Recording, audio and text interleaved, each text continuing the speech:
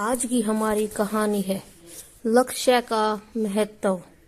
प्राचीन समय की बात है। एक राज्य में बहुत निपुण राजा रहा करते थे। राजा हर कार्य में सबसे आगे थे। राजा के पास धन दौलत के साथ आराम और मन बहलाने के साथ साथ बहुत साधन थे। पर राजा हमेशा प्रजा की भलाई में लगा रहता और हमेशा यह सोचता रहता कि राज्य का भला कैसे हो। राज्य की चर्चा दूसरे राज्यों में भी होती, कैसे एक राजा अपनी जनता के लिए काम कर रहा है।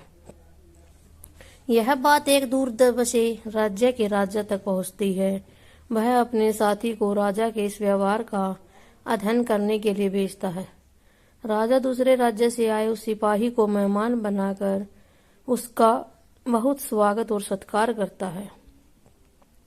वह सिपाही जब राजा के इतने मेहनती परिश्रम करने की वजह नहीं जान पाता, तब वह राजा से सीधी बात करता है और अपना उद्देश्य राजा को बताता है।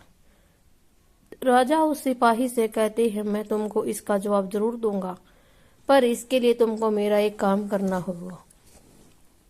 राजा उस सिपाही को एक बर्तन में पानी भर कर देते हैं और कहते हैं, मेरे राज्य की सबसे भोग विलास वाले साधनों को तुम देख कर आओ, पर इस बर्तन में से एक बूंद पानी गिरेगी तो मैं तुमको जान से मार दूंगा। सिपाही राजा के कहने पर वही करता है जो राजा कहता ही और लौटकर राजा के पास आ जाता है।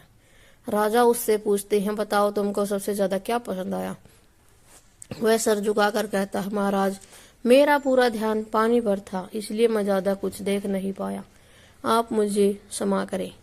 राजा उस सिपाही से कहते हैं, बस ऐसे ही मेरा सारा ध्यान हमेशा मेरी जनता के भले में रहता है, इसलिए मुझे भोग विलास का मौका नहीं मिलता। राजा की महानता को देखकर सिपाही राजा को सलाम करता है, कहता है, मैंने आप जैसा महान राजा नहीं देखा। आपका राज्य के लोग धन्य हैं जिनको आप जैसा राजा मिला। हमारा उद्देश्य आपको लक्ष्य का महत्व बताना था, और जब हम लक्ष्य से भटकते नहीं हैं, निरंतर मेहनत करते रहते हैं, तब हम अपने लक्ष्य को जरूर पा लेते हैं, चाहे हमारा लक्ष्य कितना भी मुश्किल क्यों न हो। शिक्षा इस कहानी से हमें यह शिक्षा मिलती है, हमें कितने भी बड़े पद पर होकर अपने कर्तव्य और लक्ष्य को नहीं भूलना चाहिए। Thanks for watching.